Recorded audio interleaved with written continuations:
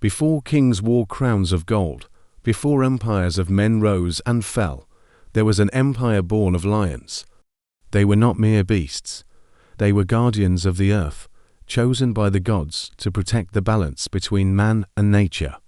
Their roars called the rain, their eyes held the fire of the sun, and their empire stretched from the deserts of flame to the mountains that kissed the heavens. It was called the Lion Empire. For 1,000 years, the lions ruled wisely. They lived not to conquer, but to guide. Men and lions shared the land as brothers, and peace reigned. But pride is a crown that weighs heavy. One king, as a car the golden, forgot the laws of balance. He hungered for dominion, not guidance. He sought to bend mankind's will, to build monuments of stone that reached higher than the stars. The gods watched, and when his pride became tyranny, they descended. They cursed him, and through him, his people. The empire crumbled, its towers shattered, its plains turned to dust. The lions that remained became wild, untamed, stripped of their throne. Your bloodline will fade, the gods declared, your roar will fall silent, and your throne shall remain empty until love returns to tame the lion's heart. And so, the empire fell into legend. Centuries later, when the world of men had long forgotten the empire of lions, war swept across the kingdom of Solmia. Soldiers marched, villages burned, and hope died in silence. In those ashes walked a warrior, a young woman named Selene. She carried no crown, no title, only a blade and the will to survive.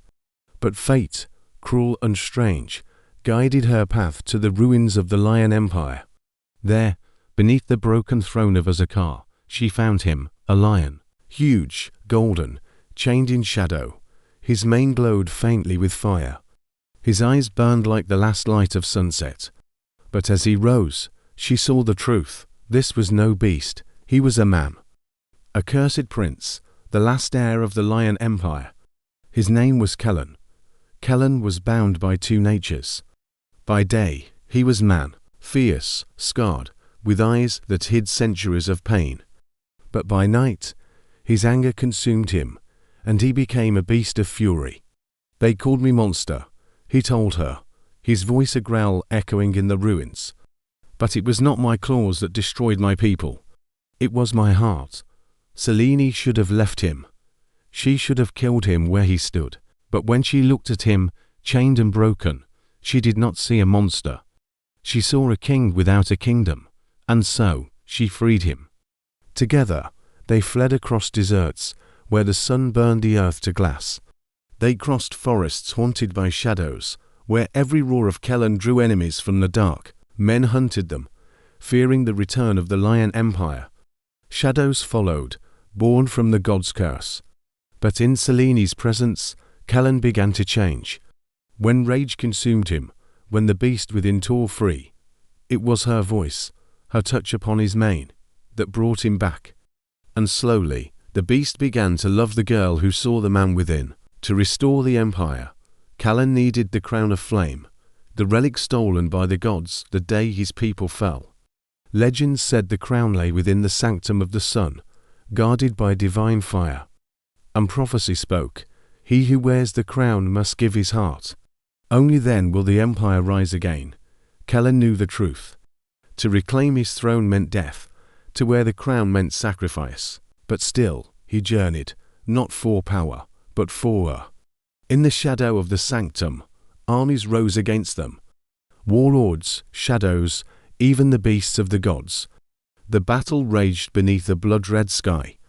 Kellen roared, his voice shaking the heavens, tearing through enemies like fire through grass. But as the final blow fell, Selene's life hung in the balance. Kellen's choice was clear. He took the crown, its fire burning his flesh, his heart pounding like thunder. He roared one last time, a roar that split the skies and called the gods themselves to witness. "Take my heart," he cried, "but give her life." And with that, he fell. The earth trembled. Towers of gold burst from the sand. The ruins of the Lion Empire rose anew, banners of flame unfurling in the wind. The empire lived again, but its king lay silent. Selene wept over his body, her tears falling into his mane. She clutched him, whispering his name, begging the gods for mercy, and then his chest stirred, his eyes opened. His heart, once given, had returned, because it did not belong to the gods. It belonged to her, and so the legend lives on. For there are some whose hearts beat with the courage of lions, whose souls burn with the fire of ages past, and somewhere, hidden from the world, a love story echoes, a reminder that even in the darkest night, the embers of hope can glow. I am the author of an epic fantasy series. My books have been called epic, action-packed adventures filled with magic, mayhem, and unforgettable characters. Readers have compared my writing to Brandon Sanderson and Patrick Rothfuss. My next book is coming soon. Sign up for my newsletter to be among the first to learn about the release.